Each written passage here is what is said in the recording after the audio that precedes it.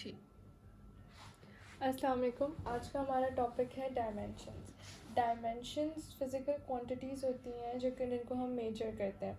अच्छा, डायमेंशंस और यूनिट्स में क्या फ़र्क है? डायमेंशन फॉर एग्जांपल लेंथ है। लेंथ एक डायमेंशन है, इसको हमें मेजर करना है। तो लेंथ कितनी है? फॉर एग्जांपल इस बोर्ड की लेंथ अगर हम करें 10 सेंटीमीटर, तो ये इसकी लेंथ है। और जिस चीज़ में हमने इसको मेजर किया, फॉर एग्जांपल सेंटीमीटर या मीटर वॉट इसको हम कहते हैं यूनिट। ठीक है, तो लेंथ डायमेंशन है और जिसमें हम एक डायमेंशन को मेजर करते हैं वो उसका यूनिट होता है। अच्छा, डायमेंशन हमेशा तीन चीज़ें होती हैं जिसको हम लेते हैं। M stands for mass, L stands for length and T stands for time. ठीक है, एम, एल और टी। अब जितने भी हमारे पास फिज़िक्स में mass, volume, velocity, acceleration, momentum, weight, tension, बहुत सारी चीज़ें, बहुत सारे हमारे पास फोर्स है, इस तरह की वैल्यूज़ है। अब इन सब की हमें डायमेंशन निकालनी होती है। डायमेंशन एम, एल और टी, सिर्फ इन तीन चीज़ों में हम मेजर करते हैं। अब फॉर एग्ज़ाम्पल लेंथ है, लेंथ की हमें डायमेंशन निकालनी है। इन सब की मैं आपको डायमेंशन निकाल के दिखाऊंगी, लेकिन डायमेंशन से पहले इजी होता है अगर हम उसका फार्मूला निकाल लें। फार्मूला लिखेंगे तो उससे डायमेंशन बहुत इजीली आ जाएगी। लेंथ का फार्मूला एल ही है। ठीक है, अब लेंथ की डायमेंशन मैंने आपको बताया एम, एल और टी, बस हम ये तीन चीज़ें यूज़ कर सकते हैं डायमेंशन में। ठीक है, तो एल लेंथ है तो इसकी डायमेंशन एल ही होगी। मास की डायमेंशन एम ही होगी। टाइम की डायमेंशन टी ही होगी। ठीक है, अब हम आते हैं जिनकी हमें निकालनी है। डिस्प्लेसमेंट या डिस्टेंस एक ही बात है। डिस्टेंस एक स्केलर क्वांटिटी है, डिस्प्लेसमेंट एक वेक्टर क्वांटिटी है। लेकिन डिस्टेंस और डिस्प्लेसमेंट का मतलब है कि कितना डिस्टेंस कवर किया है, वो लेंथ में ही आ जाता है कि यहाँ से यहाँ तक कितना डिस्टेंस कवर किया या कितनी लेंथ कवर की है। तो इसको हम एस लिखते हैं, कभी कभी हम डी लिखते हैं फार्मूला में, और कभी कभी हम एल भी लिख देते हैं, तो इसकी डायमेंशन भी एल ही होगी। अच्छा, एरिया का जो फार्मूला है वो है लेंथ इनटू ब्रेथ। अब फॉर एग्जांपल ये इसकी लेंथ है और बोर्ड की, और ये इसकी ब्रेथ है, तो दोनों चीज़ें लेंथ ही हैं। ये भी एक तरह की लेंथ है और ये भी एक तरह की लेंथ है। तो इसका फार्मूला लेंथ इनटू ब्रेथ भी हो सकता है, इसका फार्मूला एल स्क्वायर भी हो सकता है, तो इसकी डायमेंशन वही एल स्क्वायर हो जाएगी। वॉल्यूम का फार्मूला क्या है? Length into breadth into width. ये थ्री डायमेंशनल है, लेंथ, ब्रेथ और उसकी विड्थ। अब लेंथ हो, ब्रेथ हो, विड्थ हो, तीनों चीज़ें लेंथ ही हैं, तो इसका फार्मूला एल क्यूब हो जाता है और इसका डायमेंशन एल क्यूब ही रहता है। स्पीड या वेलोसिटी, स्पीड एक ही चीज़ है। स्पीड स्केलर क्वांटिटी में, वेलोसिटी वेक्टर क्वांटिटी है। स्पीड या वेलोसिटी का जो फार्मूला होता है वो डिस्टेंस अपॉन टाइम होता है। डिस्टेंस को हम एस, डी, एल कुछ भी लिख सकते हैं। डिस्टेंस का हमने अभी देखा जो डायमेंशन है वो एल है, और टी का क्या है? टी। तो वेलोसिटी का जो डायमेंशन हुआ वो एल ओवर टी हुआ। इसको हम एल टी माइनस वन भी कर सकते हैं, जब टी ऊपर जाएगा तो माइनस वन हो जाएगा। तो वेलोसिटी की डायमेंशन एल ओवर टी है, एल टी माइनस वन है। एक्सेलरेशन का फार्मूला क्या है? एक्सेलरेशन का फार्मूला है वेलोसिटी अपॉन टाइम। वेलोसिटी को अगर हम खोलें तो डिस्टेंस अपॉन टाइम होगा और अपॉन टाइम। ठीक है, इसको हम अगर हम टी नीचे आ जाएगा तो टी स्क्वायर हो जाएगा, तो वेलोसिटी डिस्टेंस का डायमेंशन एल हो गया और टी का टी ही हुआ। तो एक्सेलरेशन की जो डायमेंशन हुई है वो एल ओवर टी स्क्वायर है, या एल टी माइनस टू भी कर सकते हैं। फोर्स, वेट और टेंशन, तीनों की डायमेंशन एक ही होती है, लेकिन हम निकालेंगे कैसे? फोर्स से।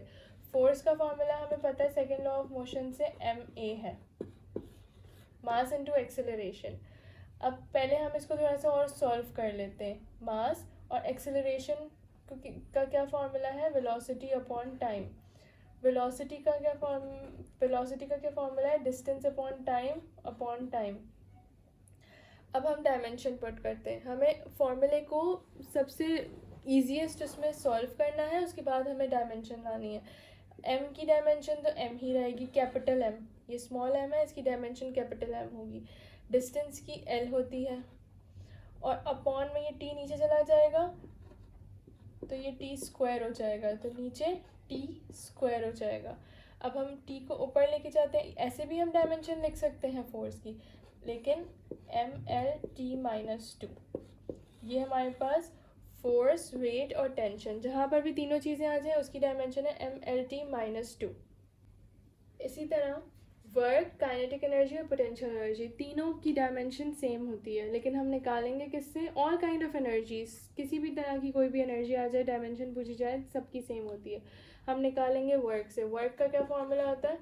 Force into distance. इसको और सॉल्व करेंगे, एफ की जगह हम एम ए लगा सकते हैं डिस्टेंस, ए की जगह हम वेलोसिटी अपॉन टाइम लगा सकते हैं, फिर हम डिस्टेंस अपॉन टाइम और टाइम लगा सकते हैं।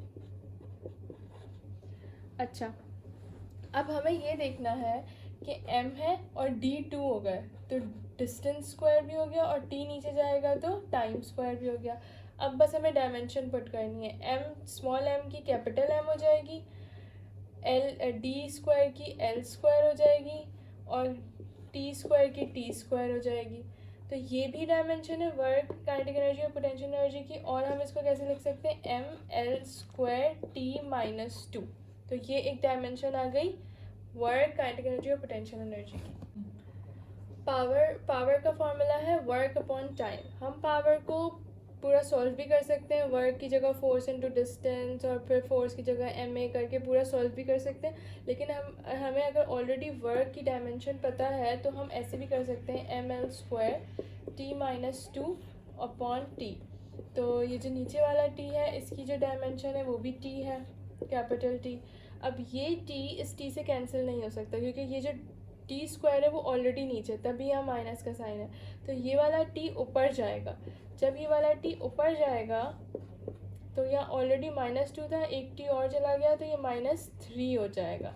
तो M L square T minus three किसकी डायमेंशन बनी? पावर की डायमेंशन। प्रेशर हो या स्ट्रेस हो, दोनों का मतलब एक ही चीज़ है, फोर्स अपॉन एरिया। किसी भी एरिया के ऊपर फोर्स लगाना उसे हम प्रेशर या स्ट्रेस कहते हैं। अब हम अगर इसको सॉल्व करें तो फोर्स की जगह हम एम ए कर सकते हैं और एरिया को हम लेंथ इनटू ब्रेथ कर सकते हैं। ठीक है, एम की डायमेंशन क्या है? Capital M. एक्सेलरेशन की क्या है? वेलोसिटी अपॉन टाइम, मतलब एल ओवर टी स्क्वायर, क्योंकि वेलोसिटी को भी अगर हम खोलेंगे तो डिस्टेंस अपॉन टाइम आएगा। तो एक्सेलरेशन की जो है वो एल टी माइनस टू है। ठीक है, अब लेंथ इनटू ब्रेथ, दोनों लेंथ है तो एल स्क्वायर हो जाएगा। अब यहाँ नीचे दो एल है, ऊपर एक एल है, तो एक एल से कट हो जाएगा। एम, अब ये वाला एल जब नीचे बचा है वो ऊपर चला जाएगा तो एल माइनस वन हो जाएगा, और टी माइनस टू तो ऑलरेडी ऊपर है, तो एम एल माइनस वन और टी माइनस टू, ये प्रेशर या स्ट्रेस की डायमेंशन हो गई। मोमेंटम का फॉर्मूला होता है मास इनटू वेलोसिटी। मास की जो डायमेंशन है वो एम है, कैपिटल एम। वेलोसिटी की जो डायमेंशन है एल ओवर टी है, एल टी माइनस वन। तो सिंपल ये मोमेंटम की डायमेंशन आ गई M L T minus one. अब यूजुअली एग्जाम में आता है कि डायमेंशन निकालें ग्रेविटेशनल कांस्टेंट की। ग्रेविटेशन का फॉर्मूला है F is equals to G M one M two upon R square. ये जो जी है ये कैपिटल जी, ये वो कांस्टेंट है, ग्रेविटेशनल कांस्टेंट है, इसकी वैल्यू 6.67 × 10⁻11 है। अब इसकी हमें डायमेंशन निकालनी है। इसकी डायमेंशन निकालने के लिए आर को हम ऊपर ले जाते हैं, आर स्क्वायर को, और दोनों एम को हम नीचे ले जाते हैं। ठीक है, अब एफ़ को हम खोल लेते हैं एम ए से, F is equals to M A होता है। ये रेडियस है तो एक तरह से लेंथ ही है, ठीक है ना, तो यहाँ हम आर स्क्वायर ही लिखते हैं अभी, और यहाँ हम एम स्क्वायर कर देते हैं क्योंकि दो मासेस हैं। अच्छा, दो मास नीचे हैं, एक मास ऊपर है, तो एक मास से दूसरा मास कट हो गया। अब ऊपर क्या बचा? एक्सेलरेशन, रेडियस का स्क्वायर, और नीचे एक एम बचा है। अच्छा, हमें पता है यहाँ लिखते हैं एक्सेलरेशन की जो डायमेंशन है वो क्या है? L T minus two. R एक तरह की लेंथ ही है, लेंथ, तो इसका जो डायमेंशन हो जाएगी वो लेंथ स्क्वायर हो जाएगी। और नीचे एम जो स्मॉल एम है इसकी डायमेंशन कैपिटल एम है। अब हम इसको कैसे सॉल्व करेंगे कि m जब ऊपर जाएगा तो m -1 हो जाएगा। l कितने हो गए, यहाँ 2 यहाँ 1, l 3 हो गए, l क्यूब, और t ऑलरेडी t-2 है, तो m -1 l 3 t-2 is the dimension of gravitational constant. ये कुछ फिजिकल क्वांटिटीज़ हैं, उनकी डायमेंशंस हैं।